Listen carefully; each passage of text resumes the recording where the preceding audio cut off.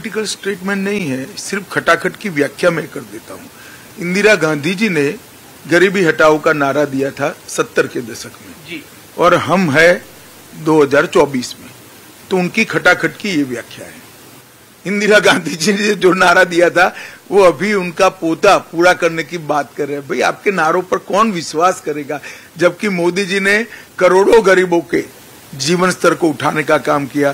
10 करोड़ लोगों को गैस का सिलेंडर दिया, 12 करोड़ शौचालय दिए, 14 करोड़ लोगों को नल से जल दिया, 80 करोड़ लोगों को 5 किलो अनाज फ्री दे रहे हैं, 60 करोड़ लोगों को आप 5 लाख का दवाइयों का पूरा खर्चा फ्री ऑफ कॉस्ट दे दिया, 4 करोड़ घर ही दे दिया, 6.5 करोड़ घरों में बिजली दे दी।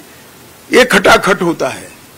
इनकी खटाखट की व्याख्या 5 दशक लंबी है, हमारी खटाखट की व्याख्या 10 साल की है और अगले 5 साल में 100% सैचुरेशन आएगा। जी, तो गृह मंत्री अमित शाह के साथ आज हम पूरा दिन बिता रहे हैं, समझने की कोशिश कर रहे हैं कि उनके माइंड में कौन सा नंबर चल रहा है, वो भी हम आपको आगे बताएंगे। आप देखते रहिए हमारा ये वोट पथ गृह मंत्री अमित शाह के साथ।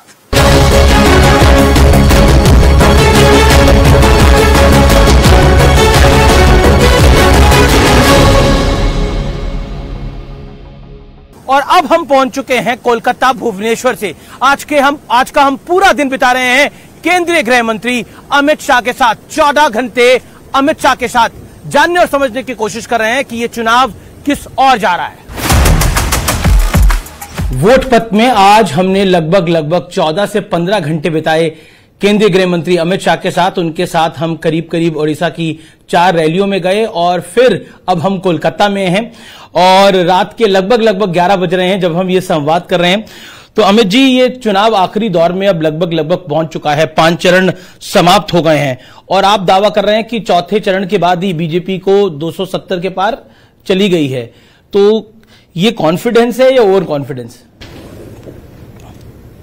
मैं मानता हूं कि हमारी स्थिति काफी अच्छी है, हम 400 पार करेंगे।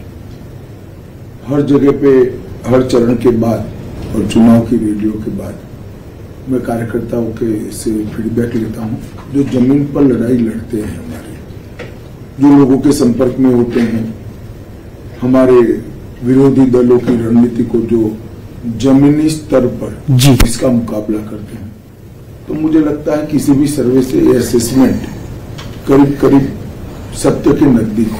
2004 में यूपीए 1 की कांग्रेस की सरकार आई तो 145 सीटें उनकी आई और 2009 में जब सरकार रिपीट हुई तो 206 सीटों के साथ हुई। तो तीसरी टर्म की गवर्नमेंट थोड़ी टफ रहती है, हमने वर्ल्ड वाइड ये देखा है। क्या आपको लगता है अमित भाई कि बीजेपी के लिए ये आसान क्यों है? देखिए, ऐसे कोई ट्रेंड्स के आधार पर चुनाव के नतीजों का आकलन नहीं होता है। ट्रेंड्स की बात करनी है तो इस देश में 30 साल से हंग पार्लियामेंट चलती थी। 14 में पूर्ण बहुमत की सरकार आई, 19 में फिर पूर्ण बहुमत की सरकार आई। तो ट्रेंड्स तो तोड़े हैं हमने, कई बार तोड़े हैं और इस बार भी तीसरी बार भारतीय जनता पार्टी की मोदी जी के नेतृत्व में पूर्ण बहुमत की सरकार आएगी और एनडीए 400 पार करेगा। अगर 272 का आंकड़ा, जादुई आंकड़ा पार भारतीय जनता पार्टी नहीं कर पाती तो प्लान बी क्या होगा बीजेपी का? कोई प्लान बी नहीं है, इसका क्वेश्चन डज नॉट अराइज। जी, प्रियंका गांधी ने एक हाल ही में इंटरव्यू दिया था और उस इंटरव्यू में कहा कि कांग्रेस की वजह से इस देश के अंदर लोकतंत्र है। अगर एक चाय वाला भी प्रधानमंत्री बना है तो वो कांग्रेस की देन है। अब मुझे नहीं मालूम है ये लोग क्या बोल रहे हैं। कांग्रेस पार्टी की वजह से देश के लोकतंत्र पर भयंकर कुठाराघात कई बार हुए। प्रियंका जी की दादी ने इमरजेंसी डाली थी, 1,30,000 लोगों को बिना कारण जेल में डाल दिया था। सारे अखबारों के editorial information and broadcasting minister तय करते थे। उनको शायद इतिहास मालूम नहीं है, ना किसी ने ब्रीफ किया है शायद उनको। कांग्रेस के वजह से लोकतंत्र नहीं है, इस देश की 130 करोड़ की जनता की वजह से इस देश में लोकतंत्र है। क्योंकि हमारे यहाँ लोकतंत्र की स्पिरिट सालों पुरानी है और अब ये पाताल से गहरी हो चुकी है, इसको कोई नहीं बदल सकता। क्या आपको लगता है, क्योंकि आप अपने भाषणों में बोलते हैं, प्रधानमंत्री मोदी भी कहते हैं कि इंडिया अलायंस जो है, इंडिया गठबंधन जो है, वो 5 साल में 5 प्रधानमंत्री देगा और नहीं, पहले समझ लो भाई, हमने नहीं कहा है, इंडी गठबंधन के एक नेता ने कहा है कि हमारे पास अभी नेता नहीं है, हम बारी बारी एक एक साल सत्ता संभालेंगे। वो कहते हैं हमारे पास युवा भी है, हमारे पास बुजुर्ग भी है, हमारे पास हर वर्ग का नेता है, तो हम नेता तय कर लेंगे, सरकार बन जाए एक बारी। नहीं, वो नहीं, वहां तक नहीं रुकते, 5 साल एक एक प्रधानमंत्री बनाएंगे, वहां तक जाते हैं। जी, क्या आपको लगता है कि प्रियंका गांधी ने एक अपने कार्यक्रम में बोला कि इस बार रायबरेली की जनता जो है वो सिर्फ एक सांसद नहीं चुन रही, वो प्रधानमंत्री को चुन रही है। क्या आपको लगता है विपक्ष भी थोड़ा कॉन्फिडेंट हुआ है बीते 5 चरणों में? तो रायबरेली की सीट जीतने के लिए शायद उन्होंने कहा होगा, वो भी जान रहे हैं, मुझे तो मालूम नहीं, मगर उनका वैकेशन का प्लान भी तय होगा 4 तारीख के बाद का।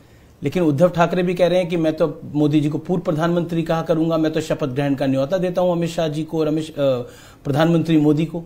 चलिए, अच्छी बात है, अब 1 तारीख को सब चीजें दूध का दूध पानी का पानी हो जाएगा। शरद राव पवार और उद्धव ठाकरे की पार्टी, उनका आरोप है कि ये पार्टी को भारतीय जनता पार्टी ने तोड़ा और वो ये मैसेज देने की कोशिश कर रहे हैं कि रियल पार्टी हम हैं और बीजेपी ने हमारे साथ हमारी पार्टी को तोड़ दिया है।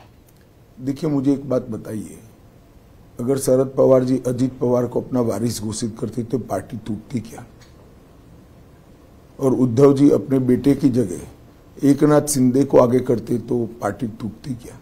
इनकी पार्टियां अपने पुत्र पुत्री मोह के कारण टूटी हैं और वो कहीं और जाकर कारण ढूंढ रहे हैं, तो उनको कभी सफलता नहीं मिलेगी। लेकिन क्या आपको लगता है कि वो एक नीचे की तरफ एक सिंपैथी का मैसेज देने में कामयाब रहे? देखिए, सिंपैथी उनके लिए रहती है जिनके साथ अन्याय हो। उद्धव जी ने तो अपने सिद्धांत, अपना गठबंधन जी तोड़कर हमें डीच करने का काम किया था। मैं नहीं समझता इनको किस प्रकार की सिंपैथी की अपेक्षा है। आपके पास महाराष्ट्र के भी ट्रेंड्स आए होंगे, क्या कहना चाहते हैं आप महाराष्ट्र में?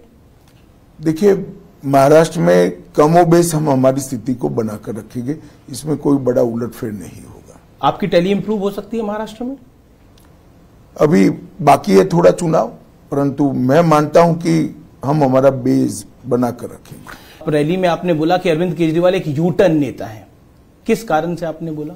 इन्होंने कहा था कि हम भ्रष्टाचार के खिलाफ लड़ाई लड़ रहे हैं, पॉलिटिक्स में कभी नहीं आएंगे। और फिर पॉलिटिक्स में आगे पार्टी बनाई, अन्ना बेचारे डालेगांव सिद्धि चले गए।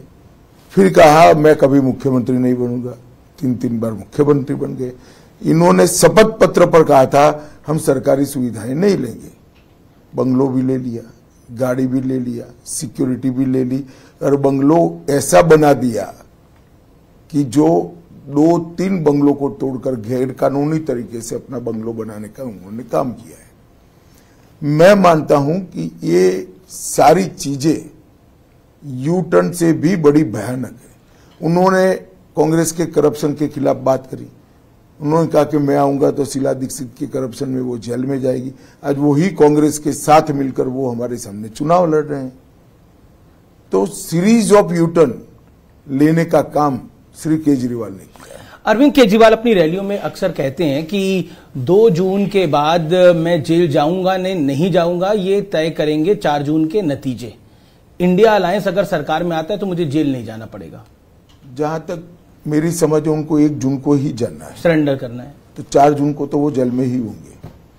लेकिन आपने भी एक स्टेटमेंट दी कि ये स्पेशल ट्रीटमेंट है। नहीं, मैंने तो जजमेंट के बारे में जी केजरीवाल जी के बारे में नहीं किया है। क्यों आपको लगता है कि जजमेंट खास है?